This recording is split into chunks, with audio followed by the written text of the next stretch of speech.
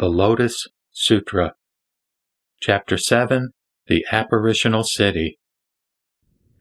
The Buddha addressed the monks, saying, quote, "Once upon a time, immeasurable, limitless, inconceivable, incalculable kalpas ago, there was a Buddha called Mahabhijnana Bhikkhu Tathagata, an Arhat, completely enlightened, perfect in knowledge and conduct, well departed, knower of the world, unsurpassed, tamer of humans, teacher of devas and humans, Buddha, Bhagavat. His land was called Susambhava, in the Kalpa called Maharupa. O monks, it has been an extremely long time since this Buddha entered nirvana. Suppose there was a man who ground the earth of the entire great manifold cosmos into powdered ink, and he were to then pass through 1,000 worlds to the east, where he let fall a single particle of ink the size of a speck of dust. After passing through another 1,000 worlds, he let fall another particle, and he continued in this way until he had completely used all the ink. What do you think about this? Do you think that a mathematician or a mathematician's pupil would be able to count those worlds to the last particle, or not? O Bhagavat, no, they could not. O monks, suppose that all the worlds this man passed through, whether letting fall a particle or not, were all ground into dust, and one speck of this dust were equal to one kalpa. The time since the parinirvana of this Buddha surpasses this number by immeasurable, limitless, incalculable hundreds of thousands of myriads of kotis of kalpas. And through the power of the Tathagata's wisdom and insight, I can see this distant past as if it were today." Thereupon, the Bhagavat, wanting to elaborate on the meaning of this further, spoke these verses, quote, "I recall that in the past, immeasurable kalpas ago, there was a Buddha, the most honored among two-legged beings, called Mahabhijnana Bhikkhu. Suppose there was a man who vigorously ground up in its entirety the earth of the great manifold cosmos and turned it all to powdered ink. After passing through 1,000 worlds, he let fall one particle of ink, and in this way he continued to let fall particles until he had used up all the ink. If all these worlds, those where he let fall a particle, and those where he did not, were to be ground into specks of dust, and one speck of dust were equal to a single kalpa, their number would be surpassed by the number of kalpas that have passed since that Buddha's parinirvana. So incalculable has this number of kalpas been. With the Tathagata's unobstructed wisdom, I know of these bodhisattvas and sravakas and the parinirvana of this Buddha. It is as if I see his parinirvana today. O monks, you should know that with the knowledge of the Buddha, which is pure and subtle, incorrupted and without obstructions, I perceive what happened immeasurable kalpas ago." The Buddha addressed the monks, saying, quote, "The lifespan of this Buddha, Mahabhijnana Bhikkhu, was 540 myriads of kotis of nayutas of kalpas. When that Buddha was seated on the terrace of enlightenment after having defeated Mara's army, he tried to obtain highest complete enlightenment, yet the Dharma of the Buddhas did not appear to him. In this way, even after having sat cross-legged for 1 to 10 intermediate kalpas, undisturbed in body and mind, the Dharma of the Buddhas still did not appear to him. At that time, a group of 33 devas first prepared for that Buddha a lion seat 1 yojana in height under the Bodhi tree, for this Buddha was to attain highest complete enlightenment on that seat. As soon as the Buddha sat on this seat, all the Brahmas rained down various heavenly flowers for 100 yojanas around. Periodically a fragrant breeze would blow away the withered flowers, and they would rain down fresh ones. In this way, they unceasingly paid homage to the Buddha for a full 10 intermediate kalpas, raining down these flowers continuously until his parinirvana. The devas of the four quarters constantly struck heavenly drums to honor the Buddha, and in the same way, all the other devas made divine music for a full 10 intermediate kalpas until his parinirvana. O monks, the Dharma of the Buddhas appeared to the Buddha Mahabhijnana Bibhu after 10 intermediate kalpas had passed, and he attained highest complete enlightenment. This Buddha had 16 children before he renounced household life. The eldest child was called Jnanakara. Each child had various kinds of rare toys. After hearing about their father's attainment of highest complete enlightenment, they all put aside their toys and set out for where the Buddha was. Weeping sad tears, their mothers saw them off. Their grandfather, the wheel-turning sage king, went with them, along with 100 ministers and hundreds of thousands of myriads of kotis of people. When they arrived at the terrace of enlightenment, they all wanted to approach the Tathagata Mahabhijnana Bibhu and pay homage and respect, honor and praise him. They came up to him and bowed until their foreheads touched his feet, and then circled around him. Attentively, with palms pressed together, they gazed at the Bhagavat and spoke these verses. The Bhagavat of great virtuous dignity, in order to bring sentient beings to the path, after immeasurable kotis of kalpas and perfecting all the vows, finally became a Buddha. How wonderful! There is nothing more auspicious. The Bhagavat is truly extraordinary. He sat tranquil for 10 intermediate kalpas, with his body and limbs immobile. His mind was always calm and never distracted. He has attained ultimate eternal tranquility and is firmly established in the incorruptible Dharma. Now, seeing the Bhagavat, who has serenely attained the Buddha path, we receive benefit and celebrate with great joy. Sentient beings, ever suffering, are blind and without a teacher. They are unaware of the path that leads to the extinction of suffering, ignorant of the way to seek liberation. From one blind state to the next, those in the troubled states of being daily increase, while the devas decrease. They never hear the Buddha's name. Now, the Buddha has attained the highest, serene, and incorruptible Dharma. Thus, we and the devas and humans shall obtain the greatest benefit.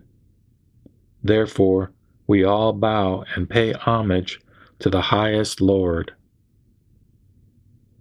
At that time, the 16 princes, having praised the Buddha in verse, requested that the Bhagavat turn the wheel of the Dharma, saying, quote, O Bhagavat, teach the Dharma.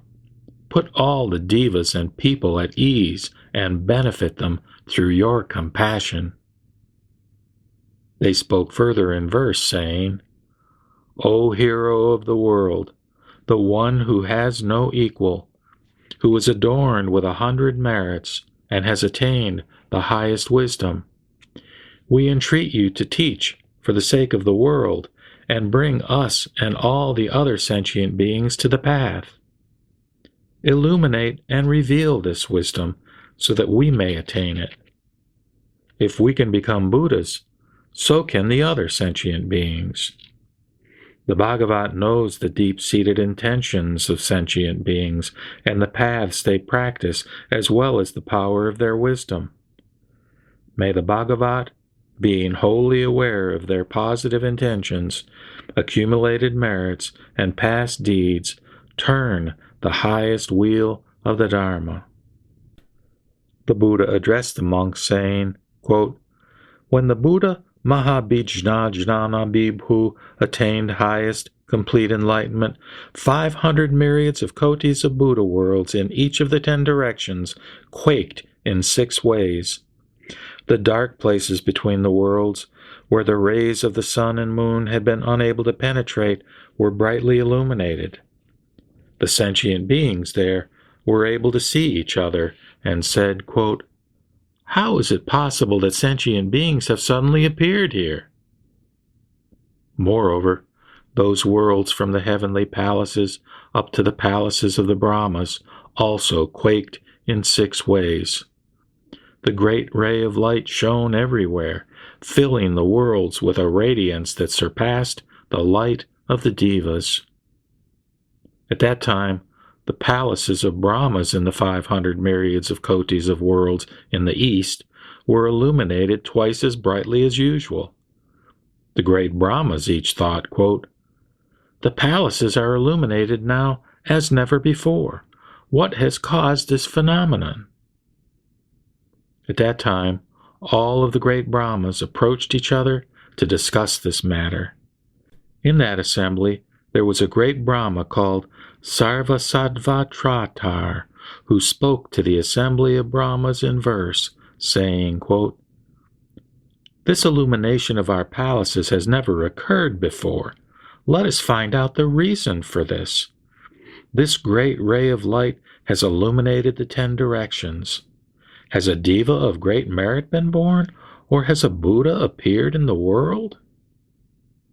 Then the great Brahmas of the 100 myriads of kotis of worlds went toward the west with their palaces to inquire about this phenomenon, carrying heavenly flowers in their robes. They saw the Tathagata Mahabhijna on the terrace of enlightenment, sitting on the lion's seat under the Bodhi tree. He was respectfully surrounded by humans and such non-humans as Devas, Naga kings, Gandharvas, Kimnaras, and Maharagas. They also saw the 16 princes requesting the Buddha to turn the wheel of the Dharma.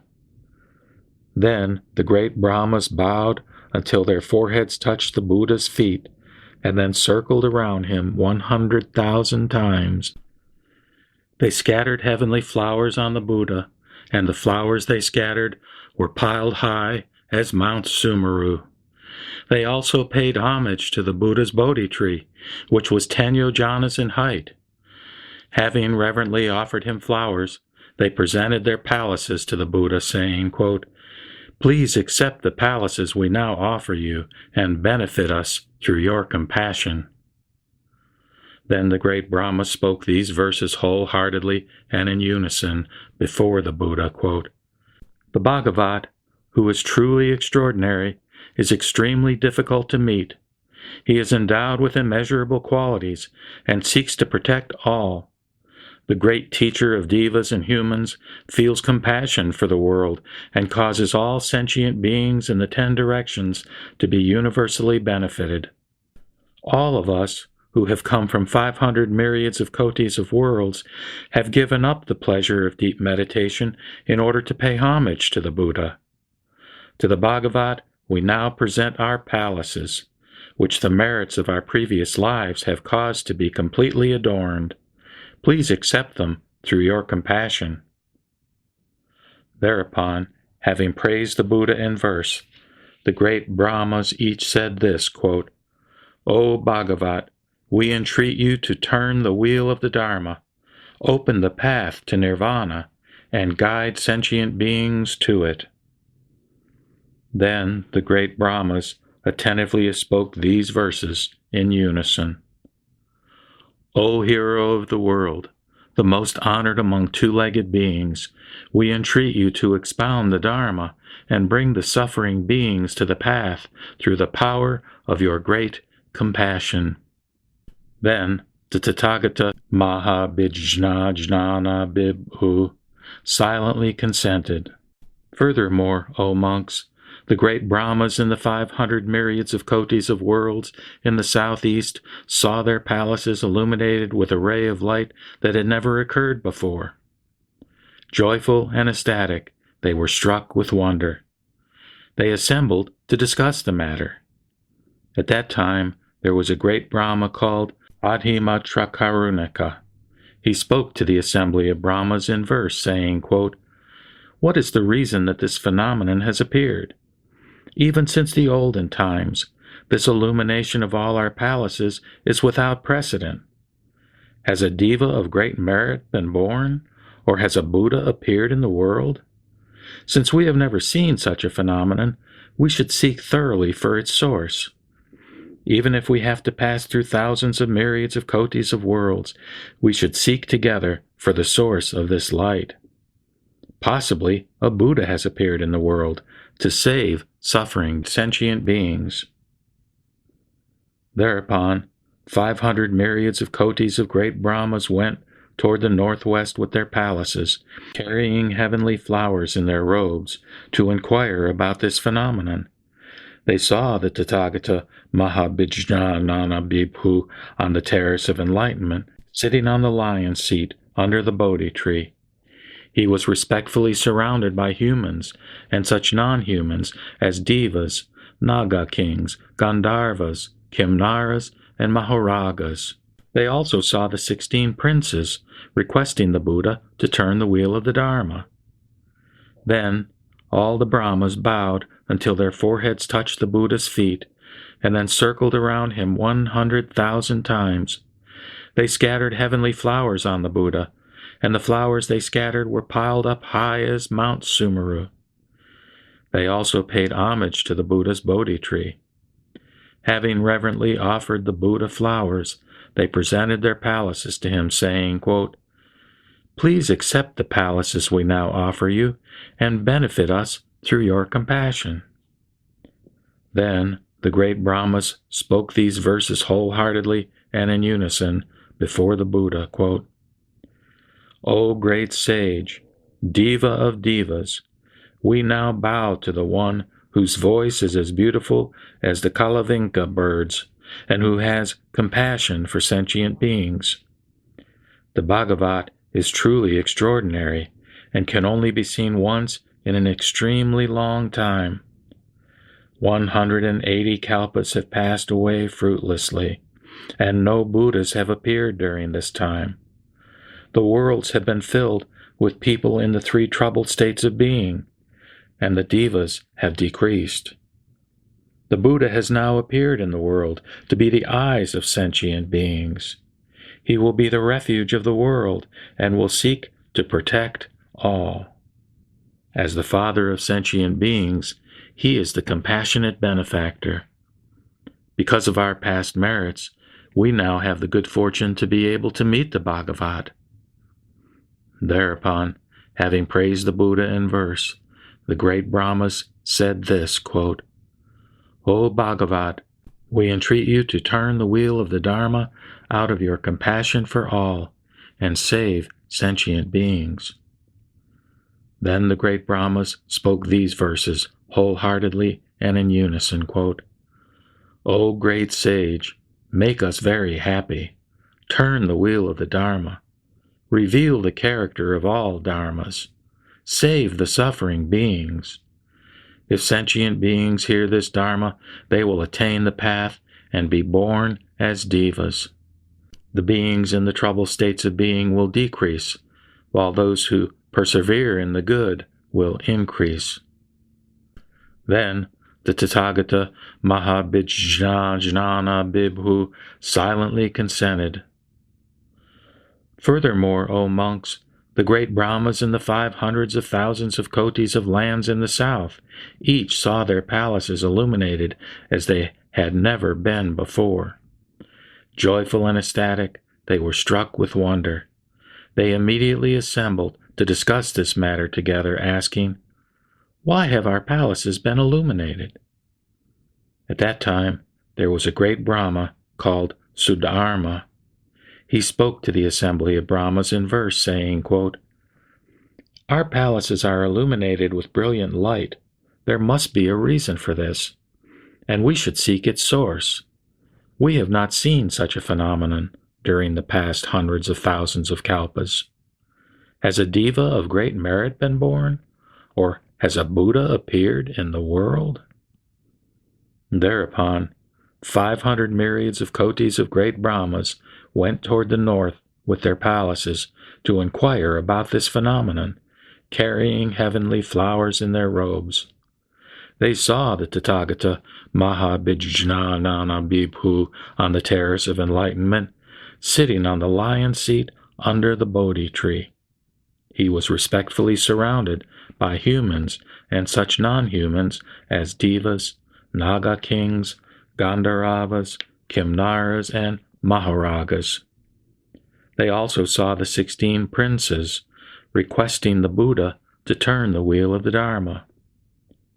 Then all the great Brahmas bowed until their foreheads touched the Buddha's feet, and then circled around him 100,000 times. They scattered heavenly flowers on the Buddha, and the flowers they scattered piled up as high as Mount Sumeru. They also paid homage to the Buddha's Bodhi tree. Having revered the Buddha with flowers, they offered their palaces to him, saying, quote, "Please accept the palaces we now offer you and benefit us through your compassion." Then the great Brahmas spoke these verses wholeheartedly and in unison before the Buddha. "O destroyer of afflictions, it is extremely difficult to meet a Bhagavat. We are now meeting the Buddha for the first time since 130 kalpas have passed away. Please satisfy sentient beings who are suffering from hunger and thirst by pouring down the rain of the Dharma. O one possessed of immeasurable wisdom, whom we have never met before, today we have encountered the one who appears as rarely as the Adambara flower blooms. Our palaces are beautifully adorned by this ray of light. We entreat you to accept them out of your great compassion." Thereupon, having praised the Buddha in verse, the great Brahma said this, quote, "O Bhagavat, we request that you turn the wheel of the Dharma, thus causing the Devamaras, Brahmas, Shramanas, and Brahmins to be at ease and saving them all." Then the great Brahma spoke these verses wholeheartedly and in unison, quote, "We entreat you, O best of devas and humans, to turn the wheel of the highest Dharma, beat the drum of the great Dharma, blow the conch of the great Dharma, rain the rain of the great Dharma everywhere, and save incalculable sentient beings. We have all come to request that you expound it with your profound voice." Then the Tathagata Mahabhijnana Bhikkhu silently consented. The very same thing happened in the worlds from the southwestern to the lower regions, as well as those in other directions. Then all the great Brahmas in the 500 myriads of kotis of lands in the upper region saw their palaces illuminated with a light that had never existed before. Joyful and ecstatic, they were struck with wonder. They immediately assembled to discuss this matter together, asking, quote, "Why have our palaces been illuminated?" There was a great Brahma in that assembly called Sikhin. He spoke to the assembly of Brahmas in verse, saying, quote, "Why have all our palaces been brilliantly illuminated with this light of virtuous dignity and adorned in this unprecedented way? We have never seen such a wonderful phenomenon. Has a diva of great merit been born? Or has a Buddha appeared in the world?" And thereupon, 500 myriads of kotis of great Brahmas went into the lower regions with their palaces to inquire about this phenomenon, carrying heavenly flowers in their robes. They saw the Tathagata Mahabhijnana Bibhu on the terrace of enlightenment, sitting on the lion's seat under the Bodhi tree. He was respectfully surrounded by humans and such non-humans as Devas, Naga kings, Gandharvas, Kimnaras, and Mahoragas. They also saw the 16 princes requesting the Buddha to turn the wheel of the Dharma. Then all the great Brahmas bowed until their foreheads touched the Buddha's feet, and then circumambulated him 100,000 times. They scattered heavenly flowers on the Buddha, and the flowers they scattered were piled up as high as Mount Sumeru. They also paid homage to the Buddha's Bodhi tree. Having reverently offered him flowers, they presented their palaces to the Buddha, saying, quote, "Please accept the palaces we now offer you, and benefit us through your compassion." Then all the great Brahmas spoke these verses wholeheartedly and in unison before the Buddha. How splendid it is to meet the Buddhas, the great sages who deliver the world, who diligently work to get sentient beings out of the hell of the triple world. The best of devas and humans, who has universal wisdom, out of compassion for everyone, opens the gate to immortality and extensively saves all. Since olden times, immeasurable kalpas have passed away in vain without the presence of the Buddha. In the time before the Bhagavad appears, the 10 directions are in constant darkness. Those in the 3 troubled states of being increase, and the asuras also flourish. The devas decrease all the more, and when they die, many of them fall into those troubled states. Having never heard the teaching from the Buddha, all of them always behave badly, and their physical power and wisdom decreases. Because of their erring deeds, they lose happiness or any notion of it.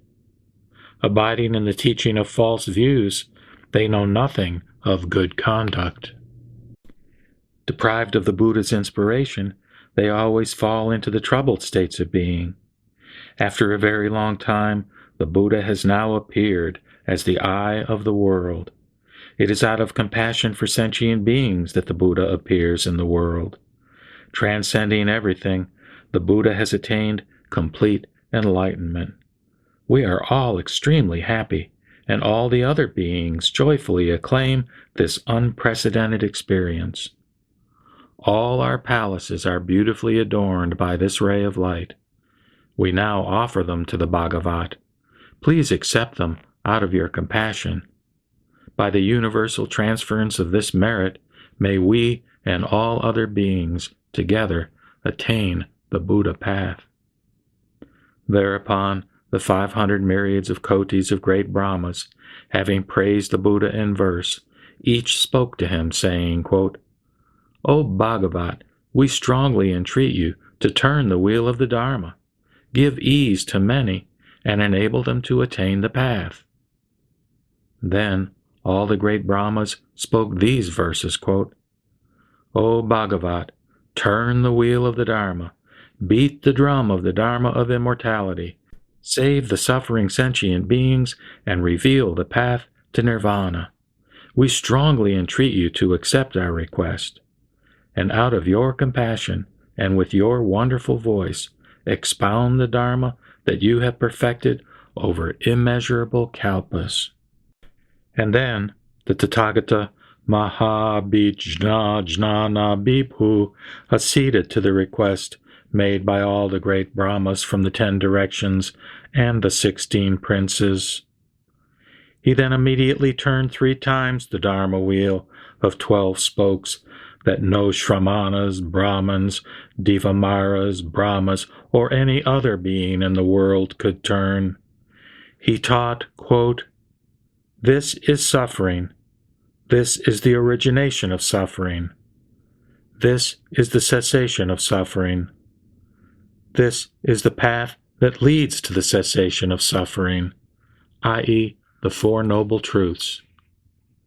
He also extensively taught the Dharma of the 12 linked chain of dependent origination, saying, quote, Conditioned states are dependent on ignorance. Consciousness is dependent on conditioned states. Name and form are dependent on consciousness. The six sense fields are dependent on name and form. Contact is dependent on the six sense fields. Feelings are dependent on contact. Craving is dependent on feelings. Grasping is dependent on craving. Becoming is dependent on grasping. Birth is dependent on becoming.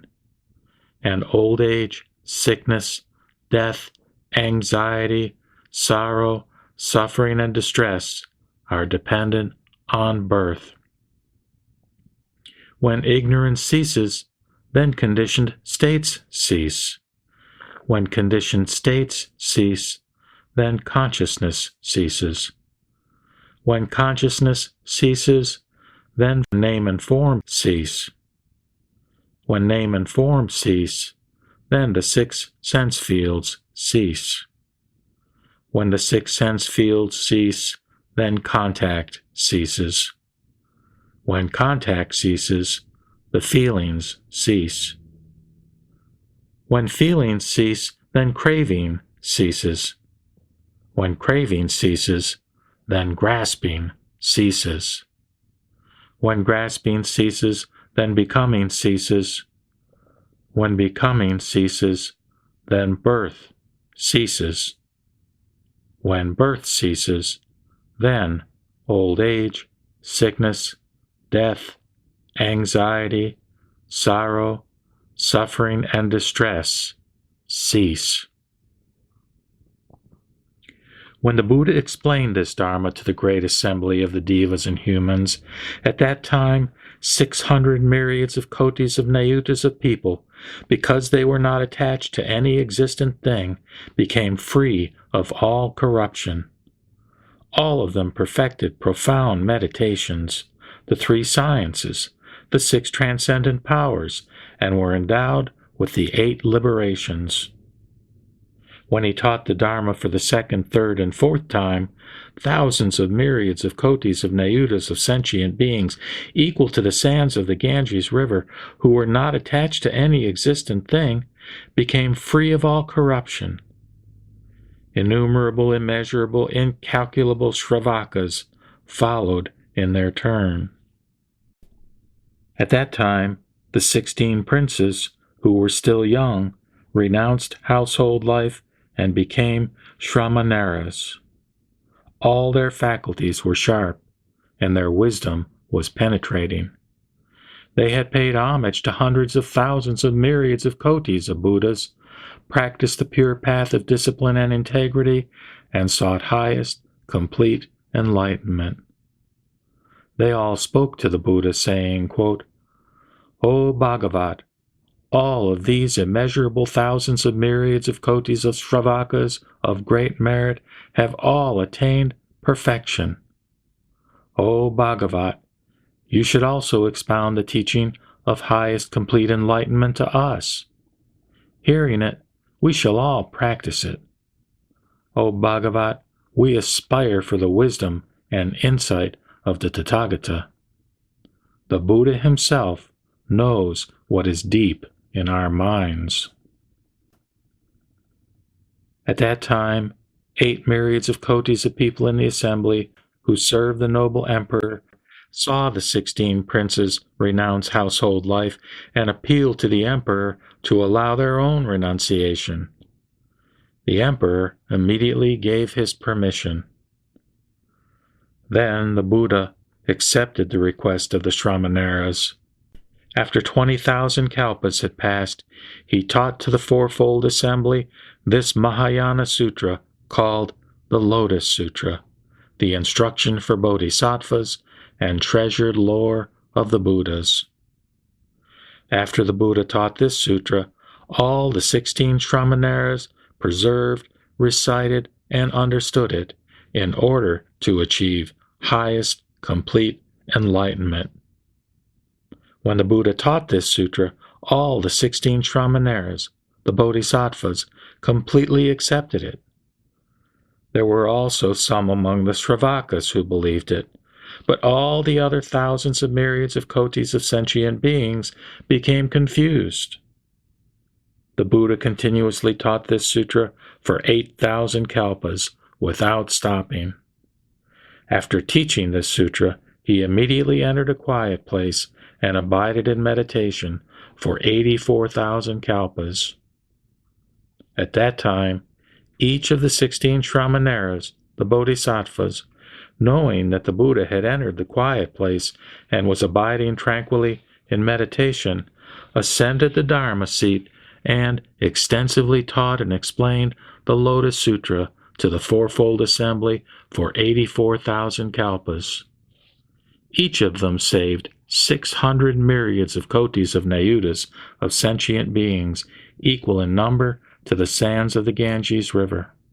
By revealing and teaching it, they gladdened these sentient beings and awoke in them the thought of highest, complete enlightenment. Having arisen from Samadhi after 84,000 kalpas had passed, the Buddha Mahabhijna Bhibhu approached the Dharma seat and sat down with complete mindfulness.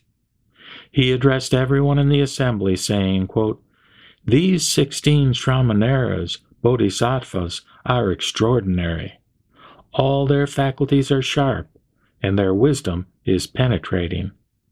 In times past, they have paid homage to immeasurable thousands of myriads of kotis of Buddhas and have constantly practiced the pure path of discipline and integrity under them. They preserved the wisdom of the Buddhas and revealed it to sentient beings, causing them to enter into it. All of you should approach and pay them homage again and again. Why is this? If there are any Shravakas, Pratyeka Buddhas, and Bodhisattvas who are able to believe and preserve the teaching in this sutra expounded by these 16 Bodhisattvas and not disparage it, they will all attain the wisdom of the Tathagata, highest, complete enlightenment." The Buddha addressed the monks, saying, quote, "These 16 Bodhisattvas always willingly taught this Lotus Sutra. Each Bodhisattva has inspired 600 myriads of kotis of nayutas of sentient beings equal in number to the sands of the Ganges River.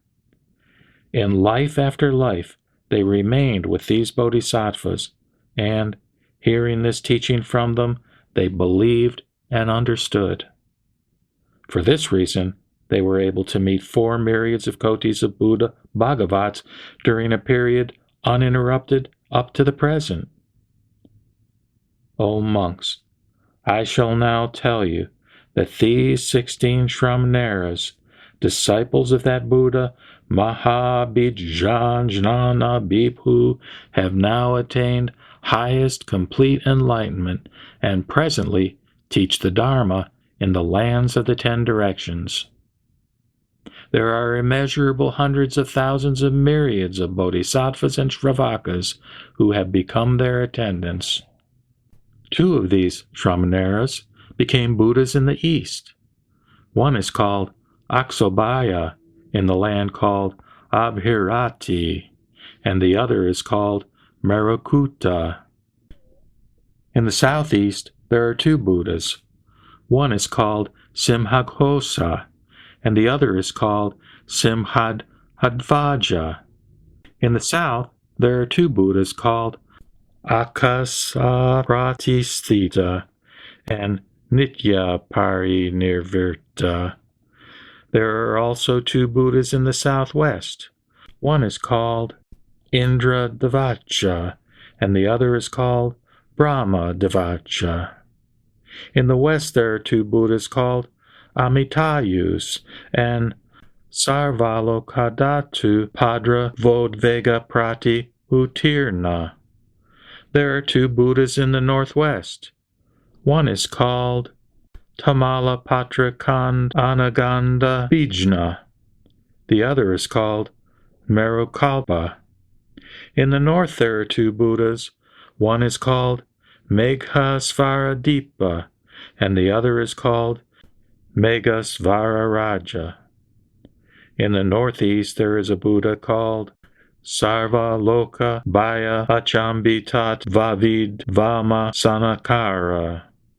And the 16th one is myself, Buddha Sakyamuni, who in this Saha world achieved highest, complete enlightenment. O monks, when we were Shramaneras, each of us inspired immeasurable hundreds of thousands of myriads of kotis of sentient beings equal in number to the sands of the Ganges River. Those sentient beings who heard the teaching from me attained highest complete enlightenment. There are sentient beings who still abide in the stage of Sravaka and whom I will inspire to attain highest complete enlightenment. By means of this teaching, they will gradually enter the Buddha path. Why is this? The wisdom of the Tathagatas is hard to believe and hard to understand. Those incalculable sentient beings equal in number to the sands of the Ganges River who were inspired at that time were you, O monks, and those disciples who will be Shravakas in the future after my parinirvana. After my parinirvana, there will be disciples who will not hear this sutra and will neither know nor understand the bodhisattva practice. Yet, through the merit they have acquired, the thought of extinction will awaken in them, and they will enter parinirvana. I will become a Buddha in another land with a different name. Although the idea of extinction has awoken in these disciples, and they have entered parinirvana, in that land they will still seek the wisdom of the Buddhas and will then be able to hear this sutra. They can obtain parinirvana only through the Buddha vehicle. There are no other vehicles except the one taught through the skillful means of the Tathagata. O monks, when the Tathagata realizes that the time of his parinirvana is approaching, knowing that the assembly is pure, firm in belief and understanding, has penetrated the teaching of emptiness, and has deeply entered meditation, he will then gather the assembly of bodhisattvas and sravakas together and teach this sutra to them. In this world there is no second vehicle through which one can attain parinirvana. Only through the single Buddha vehicle can one attain it. You should know, O monks, that the Tathagata, through skillful means, deeply penetrates the dispositions of sentient beings. Knowing their inclination toward the inferior teachings, and that they are deeply attached to the desires of the five senses, he teaches nirvana for their sake. If they listen, they will accept it. Suppose in a desolate, fearful place there were a dangerous road 500 yojanas long. There is a large group that wants to travel along this road to reach a place where there is great treasure. They have a leader who is wise and penetrating, and who knows the passable and impassable parts of this dangerous road very well. Although he wants to guide these people past the danger, they become exhausted along the way. Addressing the leader, they say, quote, "We are extremely tired and frightened. We cannot go any further. We are still far away from our destination, and we want to turn back." The leader, knowing many skillful means, thinks, quote, "These people are to be pitied. How could they want to turn back and abandon the great treasure?" After thinking this, the leader, through his skillful means, magically creates a city 300 yojanas away along the dangerous road. He addresses the people, saying, quote, "Do not be frightened.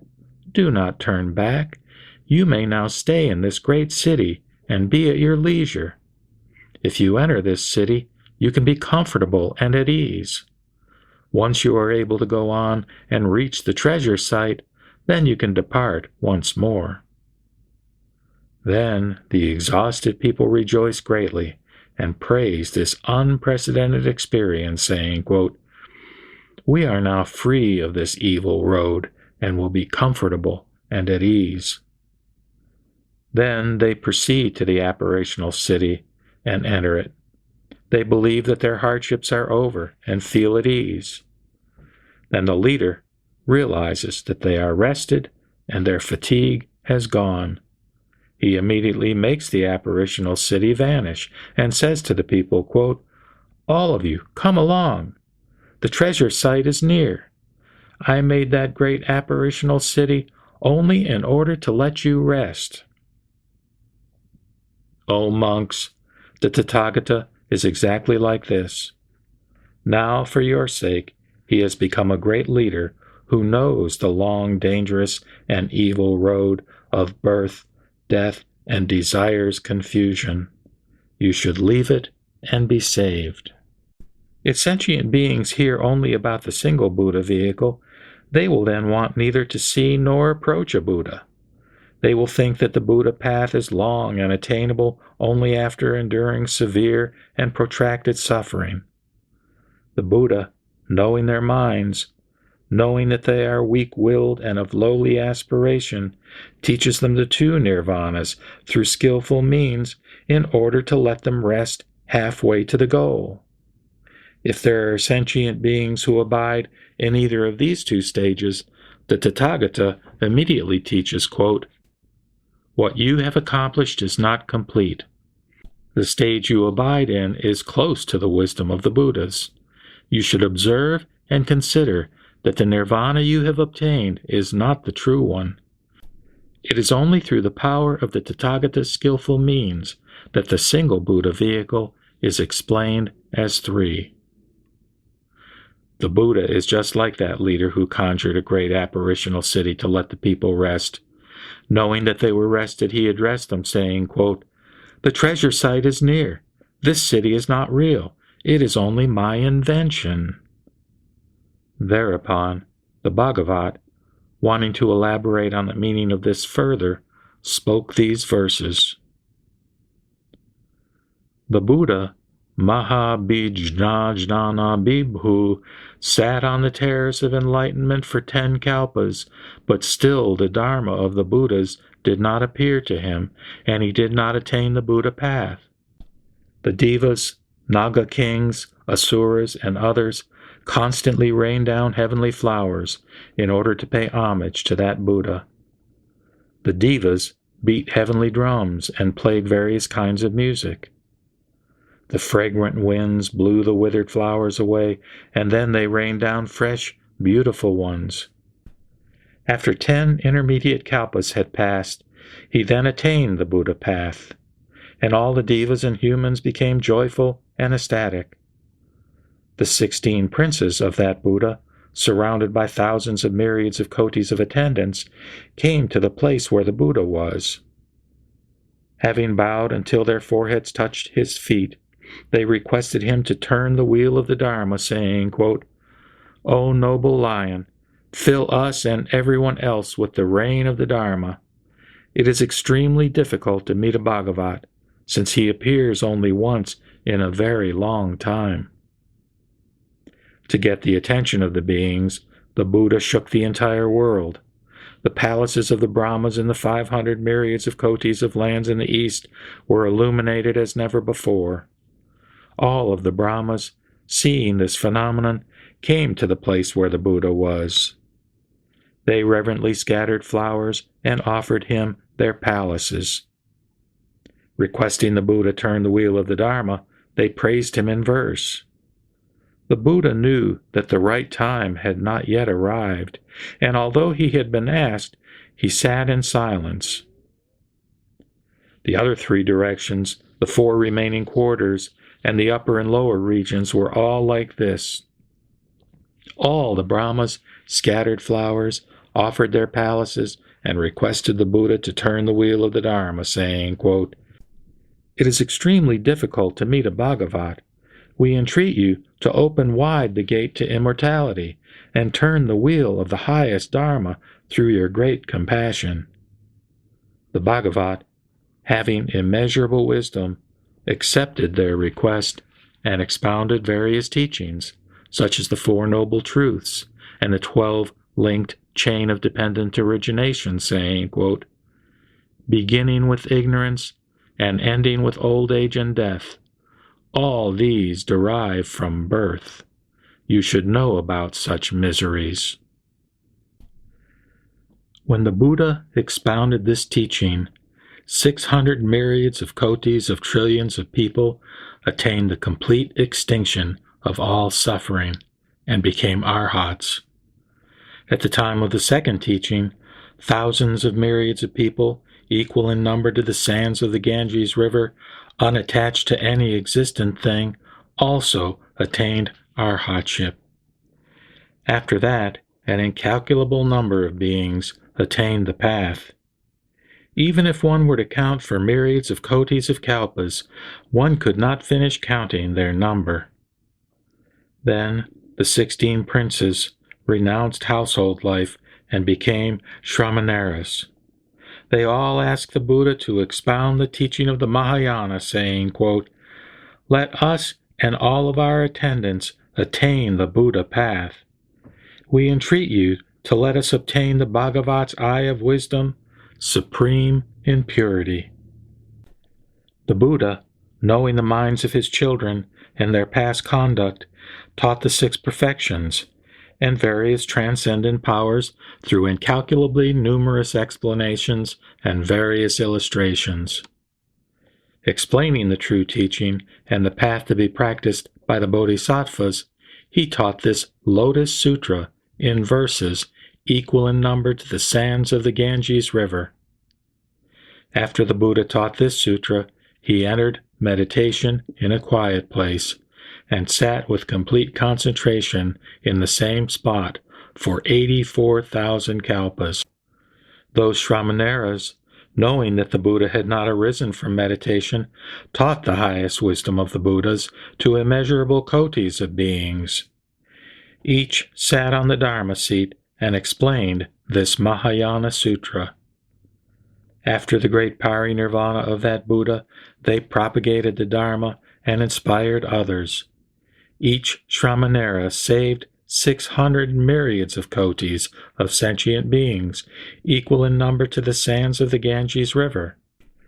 Those who heard the teaching after the Buddha's parinirvana were always born together with their teachers in various other Buddha lands.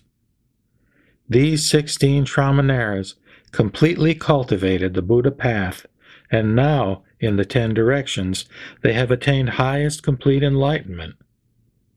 Then those who heard the Dharma in the presence of each of these Buddhas, and those who are in the Shravaka stage, will gradually be taught the Buddha path.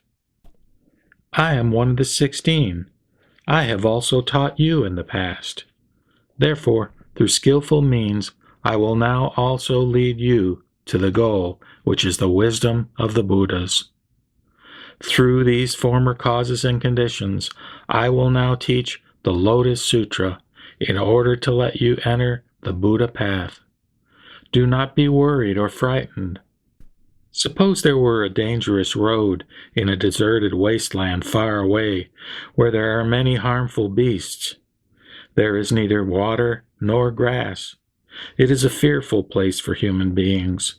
Innumerable thousands of myriads of beings wish to pass along this dangerous way. But that road is very long, some 500 yojanas. Then there is a leader, endowed with deep wisdom and knowledge, discerning and resolute, who saves the people from various calamities when they meet with danger. The people all get tired and address the leader, saying, quote, "We are now totally exhausted. We want to turn back from here." The leader thinks, quote, "These people are really to be pitied. How could they possibly want to return and lose the great treasure?" He immediately thinks of skillful means and how he should now use his transcendent powers. And he makes a great apparitional city, with houses adorned and surrounded with gardens, moats, and ponds. There are fortified gates and tall towers, and it is full of men and women. When the apparition is complete, he immediately consoles the people, saying, quote, "Do not be afraid. When you enter the city, you can each do as you please. All the people enter the city. They are very happy and feel at ease, thinking they have been saved. When the leader knows they are arrested, he gathers them together and addresses them, saying, quote, "You should now proceed, for this is just an apparitional city. Seeing that you were extremely fatigued and that you wanted to turn back after coming halfway, I made this apparitional city through skillful means. You should now strive to reach the treasure site together. I am exactly like this. I am the leader of all. Perceiving that those seeking the way have become timid, have stopped halfway, and are unable to walk to the end of the dangerous road of birth, death, and desire's confusion, I use skillful means and teach nirvana so that they may rest, saying, quote, "You have extinguished suffering, and you have completed what must be done." Knowing that they have reached nirvana and attained arhatship, the Buddha immediately gathers the great assembly together and teaches the true Dharma. All the Buddhas explain and teach the three vehicles through skillful means. Although there is only the single Buddha vehicle, they teach two in order to provide a place of rest. For your benefit, I now teach the truth. Quote, "What you have attained is not the ultimate goal. You must call forth great efforts in order to obtain the omniscience of a Buddha. If you attain omniscience and the qualities of the Buddha, such things as the 10 powers, and become endowed with the 32 marks, then you will have attained the ultimate goal." The Buddhas, the leaders, teach nirvana in order to let beings rest in comfort. When they know that they have rested, they lead them to the wisdom of the Buddhas.